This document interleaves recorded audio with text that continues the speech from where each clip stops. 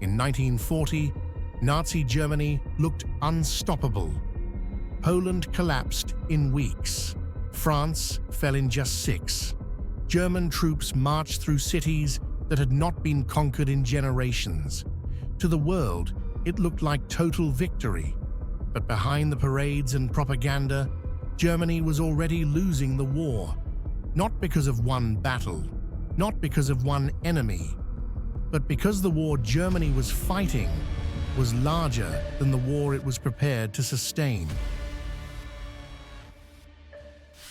Germany's early success was built on speed and shock, blitzkrieg, fast tanks, coordinated air power, rapid decisions. It was brilliant, and for a time, it worked. But speed is not endurance. Blitzkrieg depended on fuel, surprise, and momentum. Once those faded, its limits were exposed. Germany mistook early victories for long-term dominance. That mistake would cost millions of lives. Germany was tactically strong, but wars are not decided by tactics alone. They are decided by industry, resources, logistics, and time. Germany lacked all four. It lacked oil. It lacked food security. It lacked access to global trade. Every conquest stretched supply lines farther. Every victory added territory, but also new problems to control. Germany was winning ground faster than it could manage it.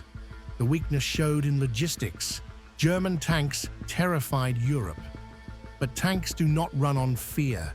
They run on fuel. Germany entered the war with limited oil reserves. Every mile advance burned resources it could not replace. Behind the tanks, reality moved slower. Trucks broke down, spare parts ran out, and millions of horses still moved supplies. A modern war, carried by outdated logistics. This could not last. As the empire expanded, control weakened. Railways didn't match. Roads disappeared. Occupied populations resisted. Fuel arrived late. Repairs took longer. Replacements came too slowly, or not at all. The German army was no longer advancing freely. It was struggling to keep up with itself. Then came the decision that sealed its fate. In 1941, Germany invaded the Soviet Union, the largest invasion in human history. At first, it worked. Entire Soviet armies collapsed. Millions were captured. German forces pushed deep into enemy territory. Once again, Germany looked unstoppable. But the Soviet Union did not collapse. It absorbed the blow and adapted. It traded space for time. Factories were moved east, beyond German reach. Production continued. Germany could not replace its losses. Every tank destroyed mattered. Every aircraft lost mattered. Every trained soldier killed was harder to replace. Then the war widened again. Britain still controlled the seas, and the United States entered the war. American industry changed everything, not through tactics, but through scale. Ships, planes, fuel, weapons, more than Germany could ever destroy. At the center stood Adolf Hitler. Early victories convinced him instinct mattered more than expertise.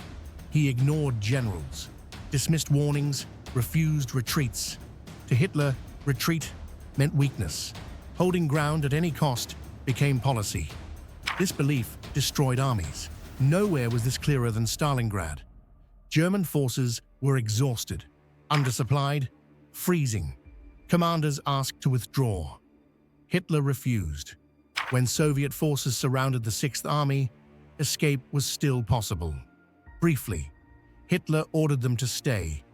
Over 200,000 men were trapped. Most never returned. Stalingrad was not just a defeat. It was proof. Proof that Germany could no longer recover from its own mistakes.